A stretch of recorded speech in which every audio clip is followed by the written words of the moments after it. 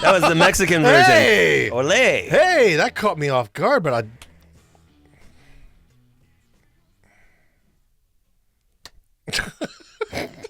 That was. Why did you turn it sideways? That was the grossest. I know. Check it out. No, God. I don't want to do that. Hey, everybody. Welcome back to Riggle's Picks. I'm Rob Riggle. I'm Darren Leader. And, of course, we got Gary and Claire in the booth. Yeah, we got them in the booth, and they're wearing prison jumpsuits today. I know. What's up? I don't know. Did they get in trouble? I feel like they came straight from the lockup. Yeah. Did you guys come from the jail? Hey! There it is. They're still drunk. I think so. They're Drunk tank last night. Drunk tank last night. They're still drunk. I want whatever you guys have. Yeah, no kidding. God. Hey, did you see my shirt? It's from Nate Boyer, one of our guests. Oh, MVP. yeah. Hey, did he send me one too? So we've got a great guest today. Speaking of great guests, Nate Boyer, we also we have a great guest coming up today. We're going to talk about him in a second. This guy that we're interviewing today, we're going to spend some time with, very special to me. Very special to me. Like in a romantic way? No, in a mentor. Oh, in a mentor way. In a mentor, teacher, sort of comedic teacher. Yes, he was actually one of my teachers. Did he teach you how to improv? Yes, he did. Okay, well, yes, he did, and was always very gracious with his time. Is he better at improv than you? He's better than most. Wow, I love that. He's better than most everybody out there. Amazing. Yeah. Maybe the best. Maybe the best, but one of the best for sure. That's so cool. Yeah. So very excited to have him on the show. Very excited to talk with him today. We'll get to him in just a minute. What were we talking about earlier? Oh, man, we were talking about so much stuff. Oh, no, we were talking about you have noticed, and by the way, I want to thank the fans out there for your emails, for your messages, for your love on TikTok and wherever, on YouTube and where these are posted. You guys have been leaving very nice messages, very kind, very thoughtful, and we appreciate that very much, by the way. So thank you for listening and thank you for your comments. We do appreciate the nice ones. I'm going to say something right now. We had a conversation about tattoos on the ass cheeks. Yeah. Okay. And I said, I don't think it's disrespectful if you put somebody on your ass cheek because it's a tattoo. It's you. Yeah, but you were talking about some very famous, I don't care who it is. dignified people. Oh, boy. I don't care if you want to put your mom on my ass cheek. I'm not. You know what I mean? I know what you mean. Or it doesn't matter. Okay. But did you get some? I didn't do. Well, Jesus, I didn't do it yet. But I saw some comments. A couple of people are like, dude, that's fucking disrespectful. You can't put a tattoo on your ass cheek. And I'm like, bro. Yeah, everybody take a breath. Just chill. Yeah. Chill. Take a breath. It's a thought I had. Yeah. It's my thought. Yeah. You don't like it. You don't have to like it. You don't have to like it. You don't have to like everything. Well, you want to come in hot. Yeah. Don't come hot. Yeah. Don't come hot. Look, you're going to hear things throughout the day. That you agree with, that you don't agree with, but you don't have to lose your mind over it. I hear things all day that I don't agree with. Yeah, all day. You know what I mean? All day I hear things that provoke me. And you know what I do? I go, oh, and then I move on with my life. You mean you don't sit behind your computer and write an essay to that person going, this is why I don't like what you said? Dude, you know what? Yeah. But, as I'm thinking about it and I'm verbalizing it, that whoever did that took the time and listened and watched. Yeah. So even though they may not like it, thank you. Yeah. Sorry, guys. I was a little drunk that day. I knew it was Gary. I knew it was Gary. He always does that. He has got a venom pen. When he's especially when he's gassed up, which is always. Which is why he got hammered last night and thrown in the drunk tank. God, Gary. I just like to visit my friends. The Ventura County lockup. What's up, sheriffs? What's up, sheriff? It's like, what's up, G? What's up? Welcome back, Gary. God. What'd you do this morning first thing? You got up out of bed. What'd you do? First thing I did? What'd you do? I studied my Polish. Did you? Yeah. What did you learn today? I'm at 404 days. Straight. Can you say, hey, it's very nice to meet you. My name is Rob. Yakshimash. Rob. Minion Rob. Minion? Hold on a second. Minion. Is that my name is? You just did my name's Jeff from fucking 22 Jump Street. Hello, I'm a Jeff. I'm a Jeff. I think it's M-N-I-E. I'm better at spelling. Like if I see a sentence, You can read it. yeah, I can read it. And you're doing that, because you're a lady. My girlfriend is Polish, and Okay. so I'm trying to learn her language. Was this something that she asked you to do, or did you just take it upon yourself? I took it upon myself. That's initiative, and that's caring. Well, I mean, it's a partnership, right? You're trying to be a good partner. You know what? You just made a lot of ladies feel real nice out there. Rob. Yep, there it is. It's a partnership. I will learn your language. My name's Rob. I can't wait for you to meet your girlfriend's family Dude. and spell for them. I can't wait. I will spell out everything I have to spell out. Are you nervous? About meeting them? Yeah. Yeah, of course. Have you've spoken to him Spoken to them. on the Zoom? Yeah.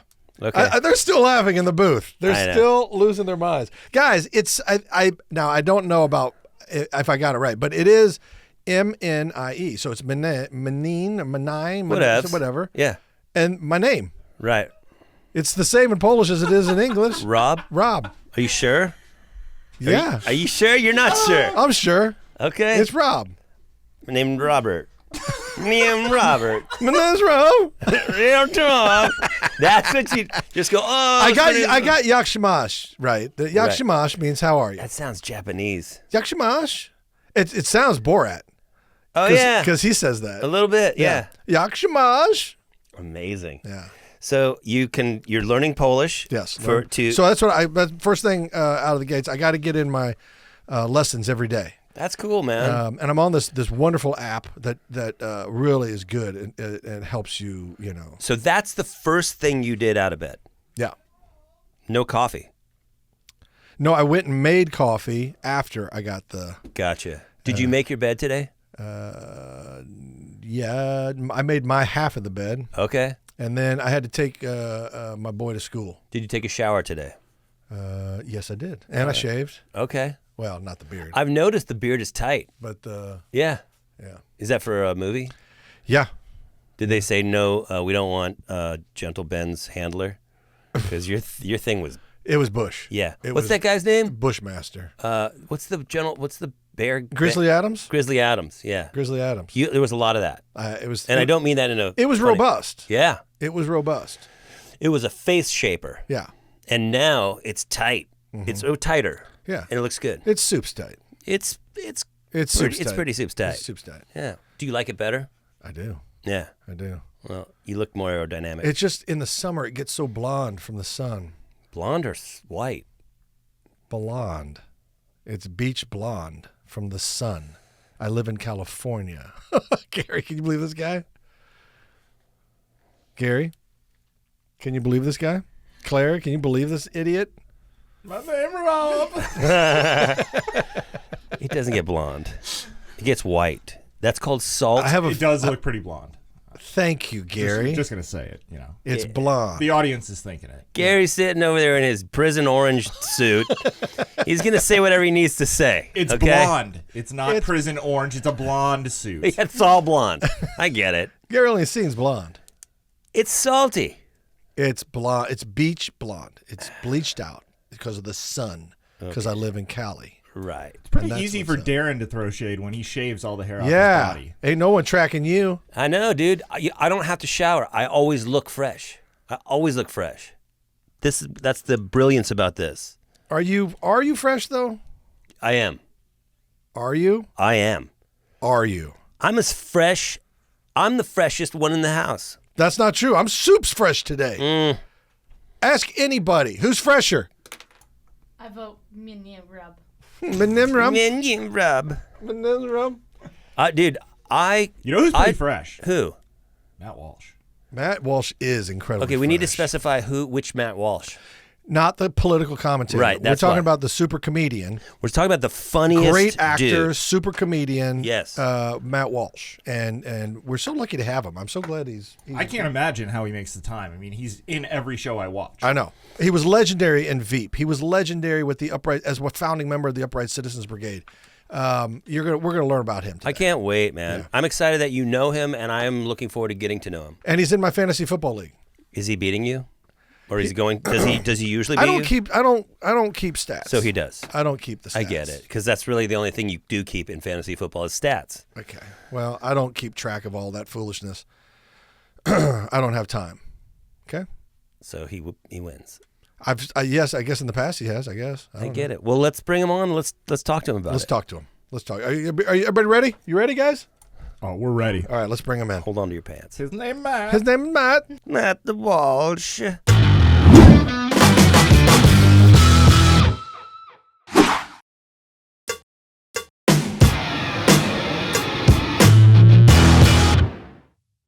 Oh, shoot. There he is. Matt Walsh, everybody. Matt Walsh. Hi, fellas. Hey, Matt, this is Darren. Darren, that is Matt Walsh. Pleasure to meet you, Matt. Pleasure to meet you, Darren. Matt, first of all, just thank you for taking time to join us, man. I really appreciate it. I love the raw wood paneling behind you guys. It's very, Thanks. yeah, did you steal that from an old barn or something? Well, we didn't steal. Okay. Fair enough. It was a damaged barn. I mean, we acquired. It was We acquired- damaged. yeah. It was going to rot anyway. I just need a receipt. I just need a receipt. If somebody could show me a receipt. Gary? Honestly, we'll get it. We'll get it for you. By the end of the show, we'll get you a receipt. Gary, you want Gary, we need a receipt, a please. little invoice or something? Yep. Yeah, invoice is fine. Yeah. Okay. Thank you. Purchase order, whatever. Yeah, So- we'll get a PO for you right away, Gary. Yeah, Gary. It's problem. Gary. I apologize. Gary. He misplaces everything. If we can't find it's Gary, it's on Gary, but he'll come up with it. Crazy. Okay. I'm sure he will. Matt, so much to cover here, so I'll just dive right in. Let's start with the Upright Citizens Brigade, because that's how I came to know Matt Walsh. Yeah. And the first time I ever, so I was Dave Keckner, who's a mutual friend and a great guy, and I do the big slick with him and stuff. For those at home who's like, who's Dave? Champ Kind. If you ever saw the movie Anchorman, he was the sportscaster with the cowboy hat. Champ Kind. That's Dave Keckner. Great comedian, great guy. Anyway, I was in New York. I was trying to find my way. I didn't know what I was doing. I wanted to be a comedian. I didn't know. I sat down with Dave. Dave was gracious enough to kind of talk to me, and he had been on SNL, so I was like, oh my god. He goes, I've got these friends that have just moved here from Chicago, and they are hilarious. They're great, and they're doing this. They're trying to start a theater, and they've got a show called ASCAT on Sunday nights. Go down and check out the show, and if you like, I think they're teaching classes. So I went down, I saw the show. I've never been more impressed in my life. Like, I couldn't believe they were making it up on the spot, and they were doing these scenes, and people knew how to make the scenes better, and they fell into character. I just was blown away. So right after that show, I came up on stage. This was at Solo Arts. I came up onto the stage, I walked up, and I went right up to you, and I go, hi, I'm Rob Riggle. Are you Matt Walsh? And you're like, yeah. And I said, Dave Keckner told me to come here. You go, oh yeah, Dave, because I think Dave called you and said, like, I'm sending Riggle down or sending this friend down. And you said, oh yeah, Dave said you might be coming by.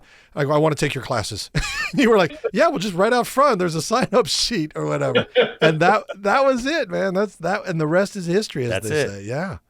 That's a cool story. That is funny connection. Like you were still in the Marines, right? You were active duty. in New York.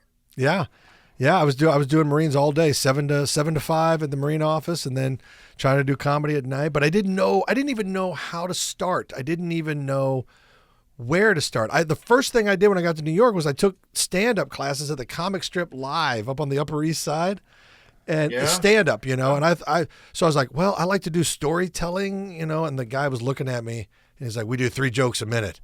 Set up, punch, set up, punch, set up, punch, kid. And I was like, oh, okay. So I ended up, writing some crap material or whatever that I didn't even like. And then I had to go try to sell it for 5 minutes on stage.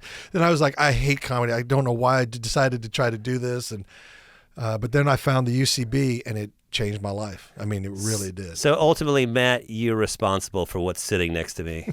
And I don't know. I Thank you. apologize to America. Thank you for, have you know what? Yeah, Rob has lowered the standard of entertainment quality for the last couple decades. That's debatable. No, That seems strong. Whenever you you're out there, it's successful, the country suffers. When you're quietly succeeding, it's okay. But when you're bigger successes, we suffer. I don't know. Again, I think that's a gross overstatement. I'm stoked right now because I feel validated because Matt's speaking truth. He's speaking opinion, but not really. Yeah, I think you still owe us a little bit for some of your classes too. I'll figure that out. Get him an invoice. I'll get an invoice on that one too. Send it to Gary. Yeah. No, it's funny too because you were a fixture, Rob, at that New York theater for many years, and you kind of like came up with like Hubel and Shear and Owen and all these guys that I'm still friends with too. All these people seem to find us right when we landed in New York, and I'm still friends with most of these guys that are like still doing it, still performing comedy. It was a pretty exceptional first several classes that came into that place. There was I just remember, and it's like anything. I have that time of my life being in New York and being at the UCB, because I was there for I was at the UCB theater for like 7 years before I got a breakthrough or a break of that I could work, make that my full-time job. And those were the greatest 7 years, I mean, there's a lot of good years, don't get me wrong, but I have such fond memories. That's awesome. Of being in New York and being at the UCB and turning the old Harmon Theater. We did the elbow grease, like all the students kicked into, but the old Harmon Theater was this old strip club. Because once we got the contract, Solo Arts should have been condemned. That building was doomed. The staircase was so scary walking down it. But they got a new theater, right? They ran and it was the old Harmon. It was an old strip club, but they converted it into a comedy, a little black box theater, and it was great. But it was an old strip club, so we had to kind of tear down the old stage. Clean it up? Yeah, we had to clean it up. Yeah, wipe it down. Pretty much. Yeah. That was a great place, too. That was such a wonderful place. And then they graduated from there, because that got condemned because of fire codes. And then they found a new place over on 26th and 8th. And then that kind of was the home for a long time. Yeah. And it's funny, I was listening to Richard Linklater was talking about that period that artists go through when they discover the art form that they're going to pursue, whether it's being a director or a painter or your first rock band, if you're a musician. Yeah. That period, which is what we went through with improv, is the most passionate, sort of memorable, focused time of your life. Like whatever art you choose, and many of us, like you, Rob, we're kind of doing exactly that, but with improv. Yeah. And it's fascinating how much it means to you, how much time you put into it, how much you'll watch other people you admire do it, but you're just like drinking it up as much as you can because you're learning your craft. And it's like you have endless appetite for it. And then you're doing bits at McManus. You're not dropping, you're shooting hoops at McManus. You're never shutting up and bumping elbows with the same guys you were just in class and on stage with. It's a very common quality to various art forms, which I find fascinating. I couldn't agree more. I think that's 100% accurate. I used to go down when we were underneath Christides on 8th and 26th and 8th, and I would tech other people's shows. I would do lights and sound just because I wanted to be there. I wanted to see other comedians do their stuff, and I wanted to meet them. It was a real social time too. And then if you did them a solid by doing the lights and sound for them, you got to know them. It was just wonderful. And they would throw you up in their show sometimes because we had a sketch show, and I remember like, oh, Riggle's in the audience, come up here, you're going to do a bit in the sketch show. Like that's also just being around. Inevitably, you would get used in the show. Yeah, and when he says used, he means used. Now this is a true story. So Matt Walsh, Matt Besser, Ian Roberts, Amy Poehler. Oh, just a few. Just a murderer's row of improv comedians. They are the original UCB, right? They're the ones who brought it to New York, created this whole world. Right. So they had a sketch show on Comedy Central for 3 or 4 seasons, I think. And then as they would prepare for a season, they would create these sketches and do some, but they were working it out on the stage at the theater, right? So they asked me, I don't know if you remember this or not, Walsh, but they said, hey, would you come down and do be a walk-on character or whatever? And I was like, oh my God, yeah, absolutely, And then afterward, we do a little improv show afterward. And so it was like, I got to do my own private improv AssCat show with these guys after we did the thing. The thing was, I had to dress up like a dolphin while they double teamed me. That's amazing. Yeah, and I remember, I'm playing. I used to brag. I'd be like, "Yeah, I'm going up with Walsh and the guys tonight." Yes. And they'd be like, "Oh, that's awesome. What are you doing?" I was like, "Oh, I'm doing a dolphin bit. It's no big deal." And they're like, "Well, what is it? Do you have, you got any lines?" I'm like, You're like, no. no, just like a dolphin. Just a lot of squeaking. Just a lot of squeaking. Yeah, you probably did squeak, right? You probably made a noise. Yeah. I can't believe you forgot that story. That is absolutely true. That is absolutely true. And here's the thing. I was honored to do it. I really was, because I got to be with my idols and my teachers and the people I really respected. I got time alone with them. Yeah, that's. And then when they had worked out their sketches, they always did a nice something for the audience, which was like, 30 minutes of improv, right?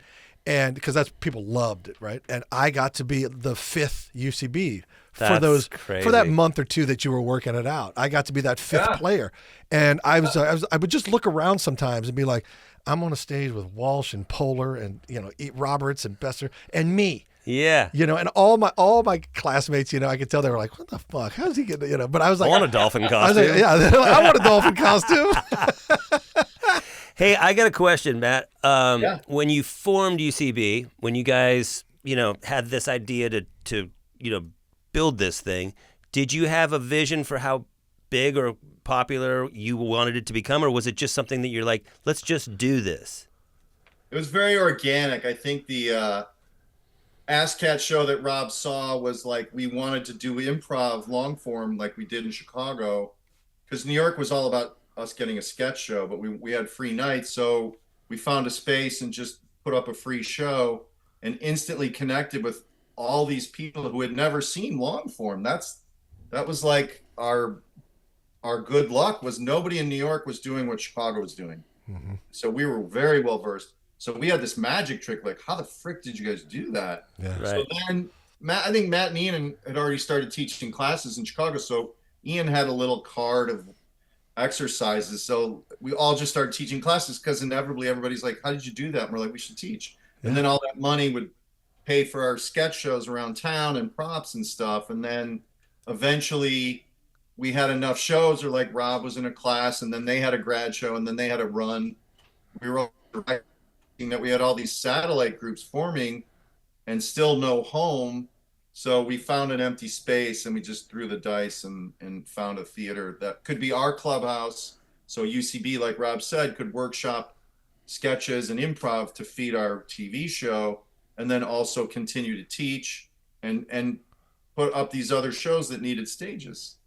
And then it became a community. Yeah. Because then they had, they got up to, several hundred students. Wow. And house teams, and it grew into this community and theater. And I was, it's expensive to do that. And so they never took money, really. They all the money generally that came in got put back into the theater, to hire people to run the theater, to keep it clean, to promote shows, it was all put back into that community. It was, and then they were able to get a second theater, and then they were able to open one in LA. And then what you guys accomplished and what you did so organically is truly amazing in the world of entertainment. I just don't see it.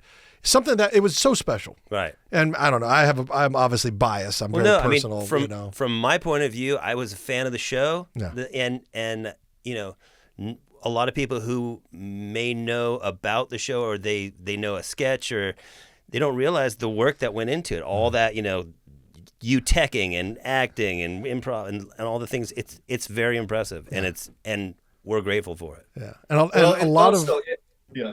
Go ahead. Just gonna say, it's not surprising when you think like the first theater was a terrible strip club with cum-soaked couches, and we just built it and we shattered the mirrors and put the runway in a corner and ripped the brass pole down. And then the second theater was in a basement beneath a giant shit pipe that would leak, and you would hear shopping over the stage. Yeah, you would hear shopping carts over stage, and then the hottest rooms in the world were the back alleys, and people would drink back there and pass out. So it's not it was never glamorous until the very end, perhaps. It was never like, oh, that's a legitimate business. It always felt like, How is this place open? Yeah. How is this place a legal theater? It was dirty, gritty, Yeah, underground comedy. And I Yeah. mean underground. Literally. Literally underground Underground comedy. Prestige comedy, for sure. It's funny how the further away you get from something like CBGBs, right, which was a hole. Yeah. But it's CBGBs. It's cool. Yeah. It gets romanticized, but you guys were actually there in the shit leaking pipe. Yeah.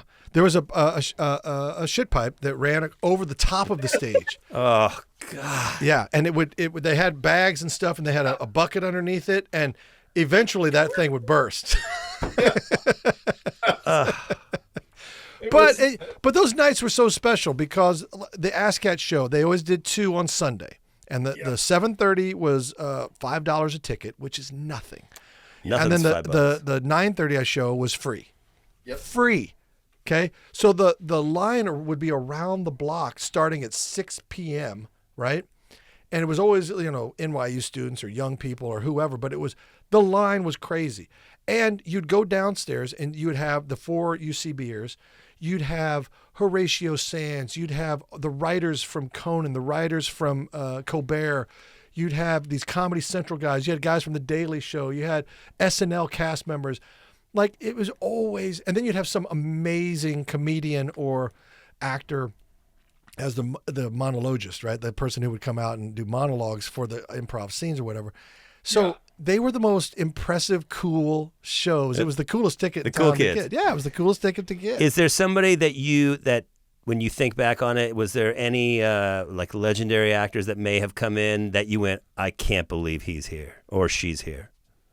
Well, I don't know if I was there. I know like Alec Baldwin and Chevy Chase did it, and Robin Williams when we were in LA. Those were like crazy nights. And then like I always remember some writers were always really eloquent and funny. Yeah. But I think like you're saying, Rob, it was just kind of like people who weren't performing were hanging out, and like you would get to meet, like you said, all these successful actors, successful comedians, and they weren't necessarily even in the show. So it was always like kind of impressive as someone who was doing the show. It just happened to be a really fun hang. But I don't have like a magical, like, holy shit, I can't believe this guy's or gal is doing our show. I don't have the perfect example of that. Right. Yeah, I remember the green rooms on Sunday nights. You just were always amazed at who was going to be in there. Yeah. And like Matt said, a lot of them just there to watch the show. That's And you'd that's always cool. be like, oh you my God, created oh my something God. special. Yeah. Like special. Yeah. Well, they did. And you did a good job. So, Matt, I've got to be the advocate for the audience. They want to know about all kinds of good stuff here. They want to know about Veep. So, can you tell us your experience on Veep? That show won Emmy Awards. It was hilarious. It was such a great comedy. So well done. The cast was, I think it couldn't have been any better. I mean, it was just a perfect casting job. Did you enjoy it as much as I hope you did? Yeah, it was pretty special. It was very improv friendly, certainly in the early years. Yeah. Julia, who was like #1 on the call sheet, sets the tone for being no jerks. She's the best. So sweet, such a hard worker, so brilliant. And the first 4 years were all these British writers headed by Armando Iannucci. Mm-hmm. And then we moved to California, and the second group was all American writers, and they were all like Murderers Row, brilliant, super nice. Yeah. And the process of it was the first few seasons, we were literally in Baltimore with nothing to do but hang out with each other and go see Civil War battlefields and drink, and it created chemistry and play cards. And so I think that helped develop a shorthand for all of us for how hard we were working. And also we all cared about each other, and we all cared about the work. So I think we benefited from its remote location in the early seasons. And then this is such an overview, but as it grew, there was less need for improv, basically, because everybody knew their characters. Right. The scripts were faster and funnier, and as it moved on, it was still improv friendly, but we weren't like rehearsing in the room in the early season or two. We would sit in the room and put the script down and try to figure out why the scene wasn't working wholly from improv. Yeah. And oftentimes just improvising story, like not worrying or burdening ourselves with being funny, but just like, I'm a press secretary. What would I do? How would I cut this corner? Yeah. How would I get the interview? How would I get her to shut up? Right. And inevitably nuggets of that would be written down by the writers in the room, and then they would do endless amounts of drafts. And it also benefited from HBO writing a huge check every season for all these rehearsals, for flying us out to Baltimore, for table reads and for events. And so you don't get that anymore. Like, you do a show now and it's like you get a wardrobe fitting the day before, and then you film for 4 weeks, and then you're cut. Like, we had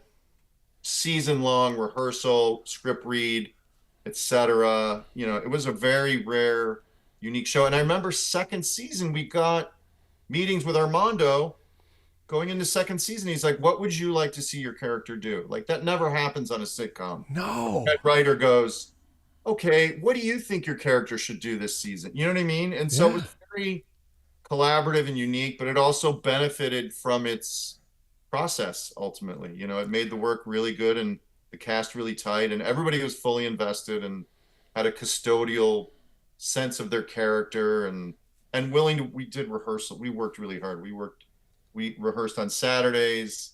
We came back and forth a lot. You know, we rehearsed a lot, and scripts were always late. Like, you never memorized anything. You would look at it the night before because you knew in the morning when you came in, there'd be a brand new draft. So you'd be doing yourself a disservice by memorizing anything. But the show benefited so much, though, obviously, from that improv skill set, and also having a lot of talented actors and comedians, and probably some very hilarious writers and producers.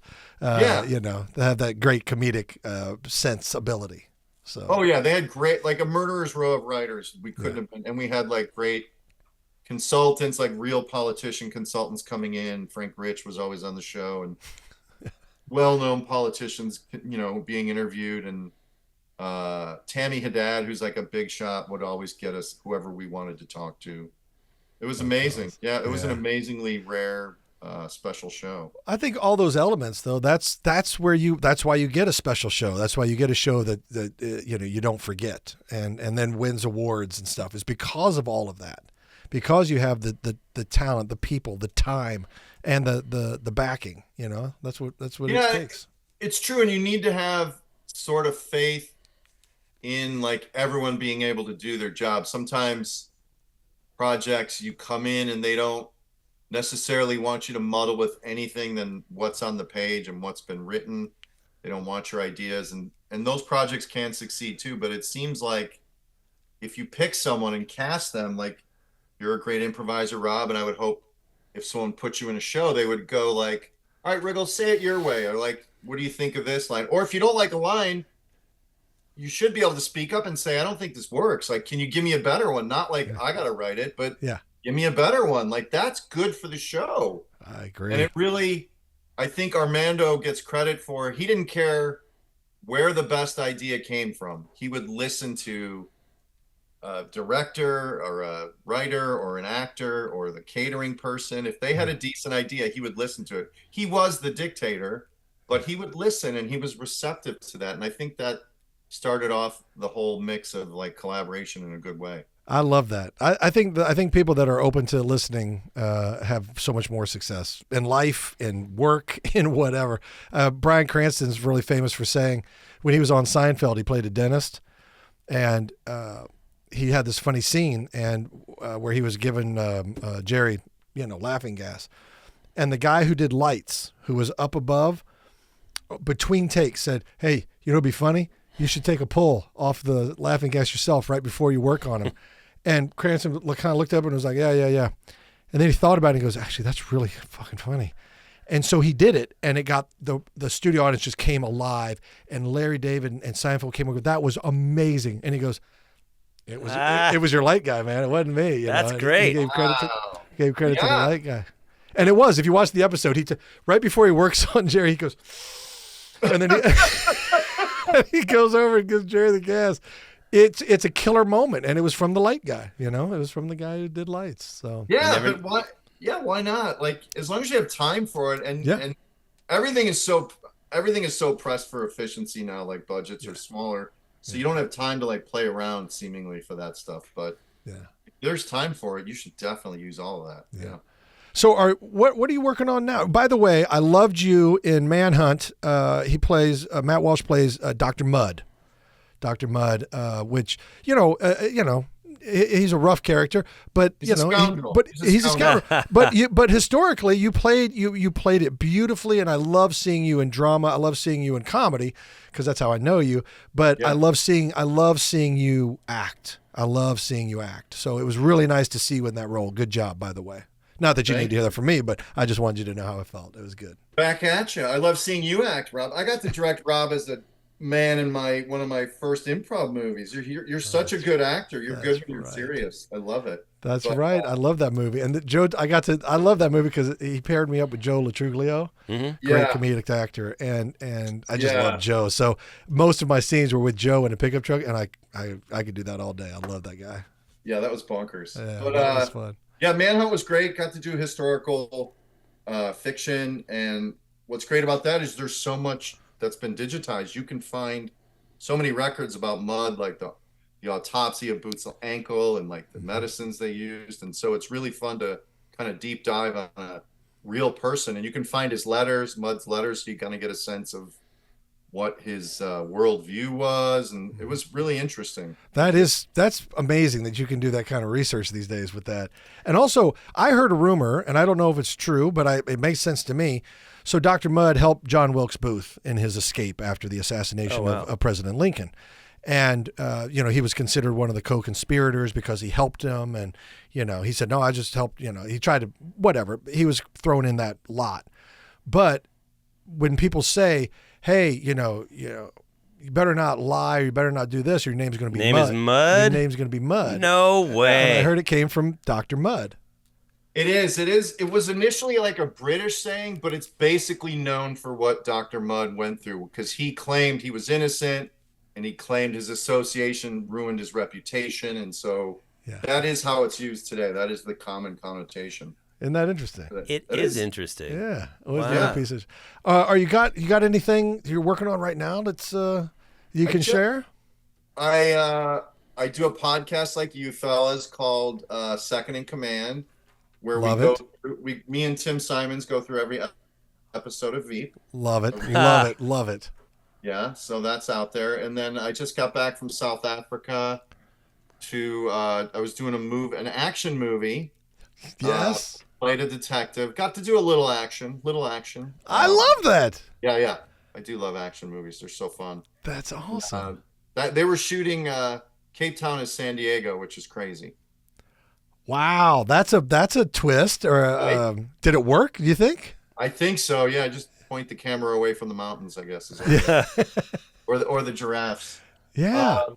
But yeah, so I just got back from that, and I think I'm doing a movie in Canada coming up, and I got a bunch of indie movies. Like I'm in this.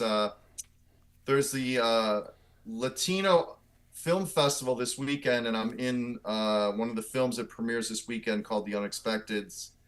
That's like a fun action comedy. Yeah. So I'm keeping my indie cred. So that's coming out. I like that. You know when you're successful when somebody says, "Hey, what are you working on?" and the answer is, "I think I'm doing a movie in Canada coming up." Because if you're not busy, you're like, "I'm doing a movie in Canada on June 23rd at 8:00. It's a little bit of that and a little bit of me not being organized. Yeah, no, I get it, but it's a great answer, and it means you're busy, and that's awesome. I'm stoked about that, but we're running low on time, so I got to dive into this a little bit. Go ahead. What is it? When it comes to you got all serious. Well, because it was an exhale, dude. We need to hear it. We need to hear it from you. Who's the best at fantasy football? I guess is what I'm getting at. Oh, I've heard. And you and I, we're in a league together, and I've won a championship early, but I haven't won in a while. Matt has won recently, more recently than I. I'd say in the last 5 years, probably 5 years ago. Yeah, so we're both champions. Okay, that's what I'm getting at. Yeah, but he's a newer champion. Okay, it's fine. We're both champions. Okay. Of the modern era. Yeah, I'm more of a modern era player. Yeah. Yeah, you're like a throwback, and he's pound it and grind it, kind of pound and ground kind of offensive guy. I'm more of a old school. Pick 5 Kansas City Chiefs and then check out for 16 weeks. He's more of a Mahomes, and you're more of a Roger Staubach. Yeah. I don't know how accurate that is. I'm just saying. I'm more of a Cordell Stewart. You're more of a Cordell Stewart. Rob. I'm a Landry. Running quarterback from the Steelers. I'm a Landry with the hat and the suit. Oh, okay. That- And he's more of a Andy Reid. Apparently. Yeah. I get it. We have a very dynamic, fun fantasy football league. Yeah. And there's really good, fun people involved. Mm-hmm.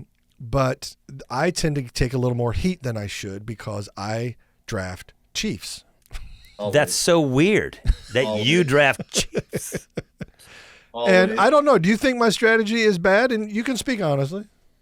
Well, it's a bit blind, but you're fortunate that they're in a good But they've been really good place. lately. They're in a good place right now, but it hasn't served you before like the Mahomes era, let's say. Right? Not wrong. So But now that the league takes great pleasure in finding out, like, if I'm the 5th draft pick, well, then the first 4 guys just like to take Chiefs now to Well, yeah, twist the knife. It's not even like you've shown your hand. They know. Well, I do feel like the kid that cried on the playground, so now the bullies know that I cry. Yeah, they smell. And so they smell your fear. They smell the fear. I get it. Yeah.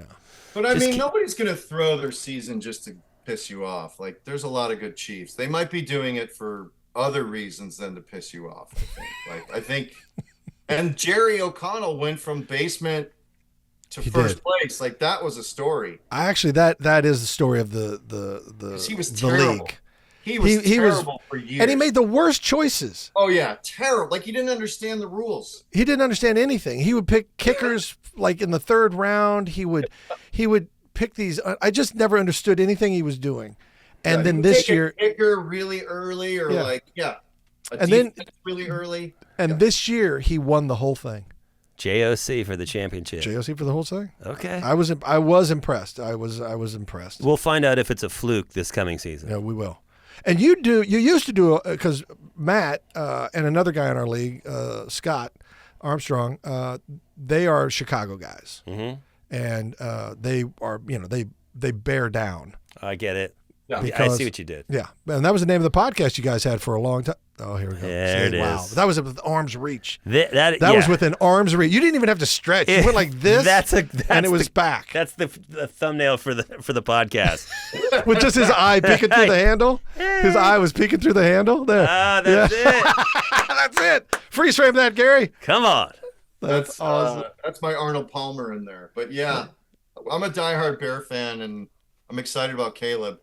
I think we've never had like a real quarterback really since Sid Luckman. Jim McMahon was a burst. You Jay guys, Cutler, I don't know why you can't get a franchise quarterback. You burn through quarterbacks. You've had a new quarterback every year for like the last 16 years. and Fields was good. Like, I miss that kid. He's a really great player and great for the locker room. Like, a solid. He's exactly the guy you want on your team. Like, Yeah. hard worker. Yeah. But I think last year, like, you had Brock Purdy and Mahomes. Like, you need a top 5 quarterback, I think, to get to the Super Bowl. I think you do. I've learned Not as a top- long Not suffering. a top 9 or 10. Not a top Yeah. 9 or 10. Yeah, I've learned as a long suffering Chiefs fan that it is the quarterback. It is. You've got to, if you get a top 3 quarterback, you've got now you can have a real conversation about Super Bowls and championships And a defense. and of course the defense, and you got to have the rest of the package. But you start your first building block is that top 3 quarterback, because then you start to build the line, then you start to get the receiving core, you start to get a little help in the running game, but you have to have that. That's why they're the highest paid guys out there. And Yeah, and that's why, like, it was Joe Burrow and Mahomes the year before. Like, you do, yeah, it's crazy. So the people in Chicago are excited. I mean, it'll be. this could be special. It could be. I hope he's not a bust. I hope he does well for you guys. He shouldn't be a bust. Jesus, that'd be frightening if it was just like I don't never know though. You never know why someone's going to work in the Who's pros. The guy that the 49ers drafted, the running Trey Lance, Yeah, that was a bust. that was a bust. Ryan Leaf was a bust. I mean, you could go down the list of Yeah. NFL quarterback busts. Yeah. And then you take 199th in the draft pick, Tom Brady, who becomes the greatest of all time. So I don't understand the rhyme or reason. I think maybe it's you hit your maturity level at a different time, or what you can actually withstand. You know, how much pressure can you carry? How much responsibility can you carry? And do it with grace and stay relaxed. And it's a lot to ask of anybody. So it takes a special. You got to develop him, right? Because like Mahomes had some bench time, right? When he landed, he was behind Alex Smith for a while. His first year, he rode the bench, and Alex Smith tutored him and mentored him a little bit. And now Patrick was also he was bound to be great, so that was never in question. But that first year, he got to ease into the hot tub, so to speak. You know. Yeah, like that kid in for the Jets who just got Zach Wilson, was it? Yeah. Thrown to the wolves. Yeah. In the toughest media market ever. Like, you even, have a popcorn fart, and they're going to dive all over you and beat the hell out of you. Yeah. A lot of heat. Yeah, that's so hopefully Caleb doesn't have to like prove too much his first season. Yeah. And they put a bunch of good receivers around him. I'm excited about that too. Well, I wish you luck. I wish your Bears luck. I wish you luck in our league. And thank you for taking time out to talk to us today, bud. I really appreciate it. I don't wish you luck in either your NFL season. I hear that. That's honesty. I love that. How do I benefit if your teams win? I don't understand that. You don't. I mean, technically no, but it's just courtesy. It's like a comment that we say, I wish you well, I wish your team well. Fine. You get deep down. Break a leg, I guess. Like literally break a leg. That only applies in theater, so I don't think that's even the right thing. I think he meant break a leg. I hope your quarterback breaks a leg. Yeah, God, don't even go get it. Back. I don't know. Go get it, buddy. How about that? Go get it. Attaboy. So vague, so general. Go get it. I gotta write that down. That's too good. Hey, Walshy, thank you, brother. I really appreciate it, man. Pleasure. Always good to see you, Rob. Always good to see you. Thank you. Keep up the good work. Thank you. You too. All right, bud. Darren, take care. You too. Thanks, bud. Peace. That's a stud. I know. I love that guy. Yeah, he's funny. Yeah. And I could tell you stories too about how gracious he is. He seems wonderful. Yeah. Because like when I would get an acting audition, I would go to him and I would say, hey, would you help me prepare for this? And he'd always, the guy's busy. And he'd be like, yeah, come on in, sit down, talk to me. That's cool. And he'd read lines with me and he'd give me some thoughts and some notes. Like, generous guy. Very generous. All right. Hey, Gary, we good? All right. Thanks, buddy. Hey, this has been Riggle's Picks. I'm Darren Leader. I'm Rob Riggle. That's Gary and Claire. And thanks for joining us. Found.